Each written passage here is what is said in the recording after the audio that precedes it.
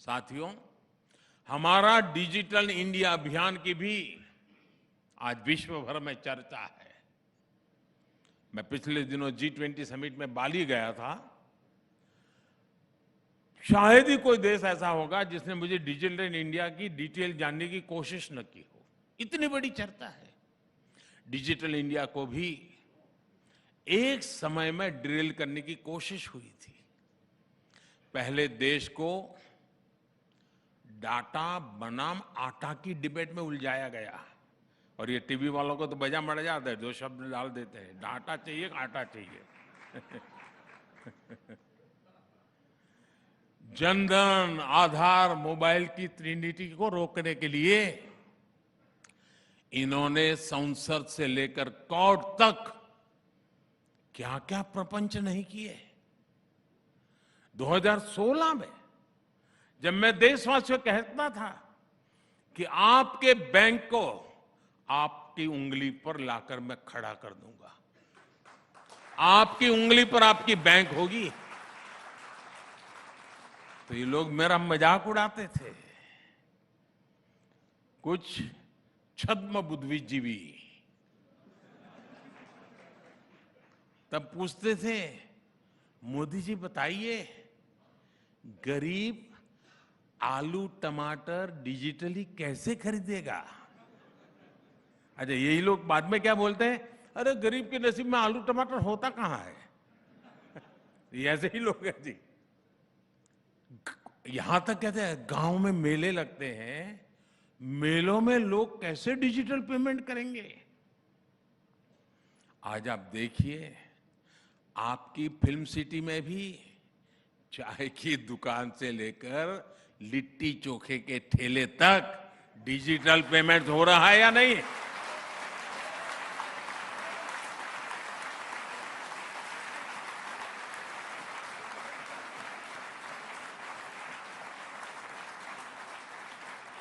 आज भारत उन देशों में है जहां डिजिटल पेमेंट्स सबसे ज्यादा हो रहा है दुनिया की तुलना में। साथियों, आप लोग सोचते होंगे कि आखिर ऐसा क्यों है कि सरकार इतना काम कर रही है, जमीन पर लोगों को उसका लाभ भी मिल रहा है, फिर भी कुछ लोगों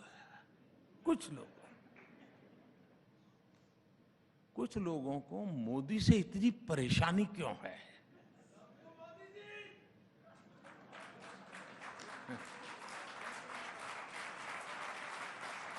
अब इसके बाद मीडिया वालों का समय शुरू होता है।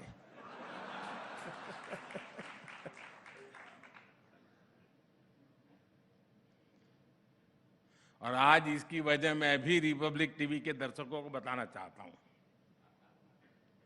ये जो नाराजगी दिख रही है ना, ये जो बवाल हो रहा है, वो इसलिए है क्योंकि कुछ लोगों की काली कमाई के रास्ते मोदी ने हमेशा हमेशा के लिए बंद कर दिए।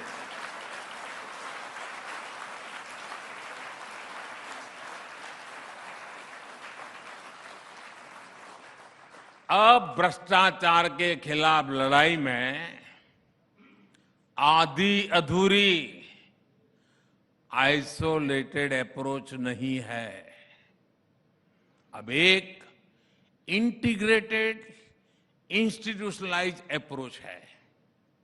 ये हमारा कमिटमेंट है। अब आप बताइए, जिसकी काली कमाई रुकेगी वो मुझे पानी पी पी कर गाली देगा कि नहीं देगा?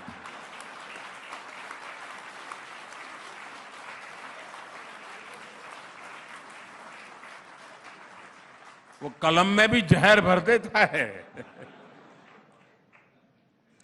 आप ये जानकर हैरान रह जाएंगे कि जेम ट्रिनिटी, उसकी वजह से सरकारी स्कीम्स के करीब 10 करोड़, आंकड़ा कम नहीं है साहब, 10 करोड़ फर्जी लाभार्थी बाहर हो गए हैं।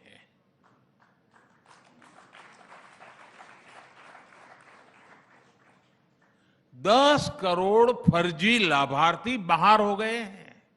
ये 10 करोड़ वो लोग थे जो सरकार का बेनिफिट लेते थे, लेकिन ये 10 करोड़ वो थे जिनका कभी जन्म ही नहीं हुआ था, लेकिन इनके नाम सरकारी पैसा भेजा जा रहा था।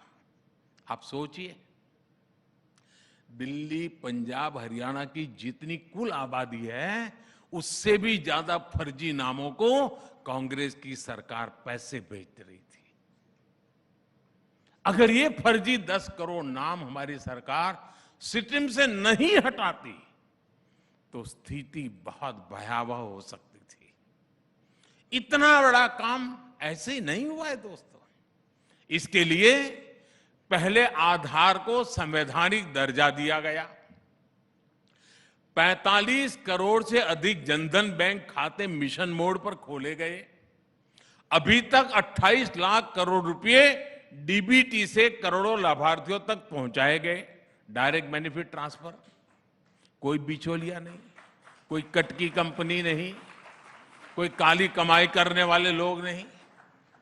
और डीबीटी का सीधा सीधा मतलब है, डीबीटी यानी कमीशन बंद, लीकेज बंद।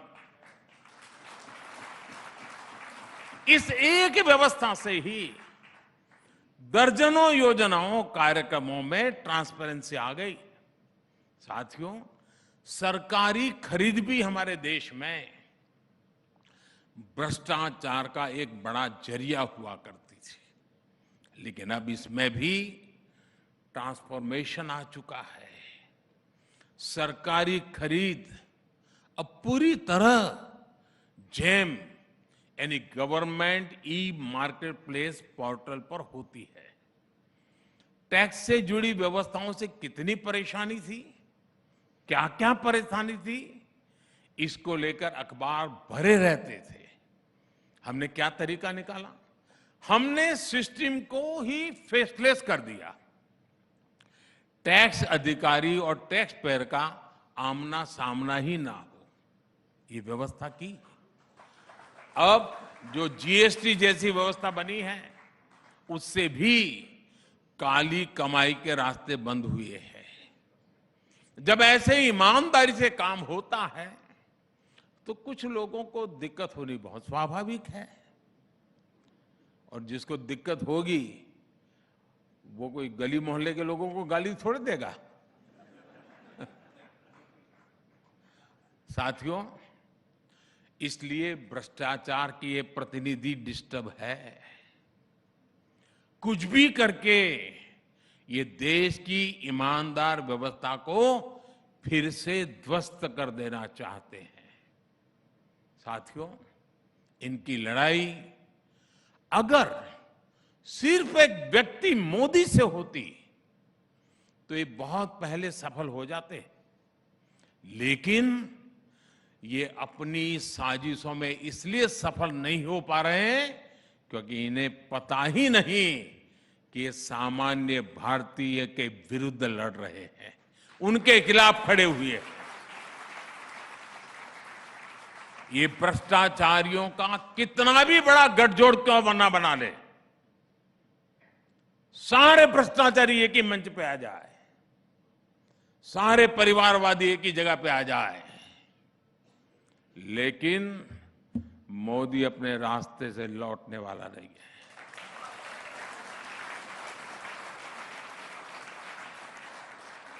भ्रष्टाचार और परिवारवाद के खिलाफ मेरी लड़ाई जारी रहेगी दोस्तों, और मैं देश को इन चीजों से मुक्त कराने के लिए प्रण लेकर के निकला हुआ इंसान हूं। मुझे आपके आशीर्वाद चाहिए।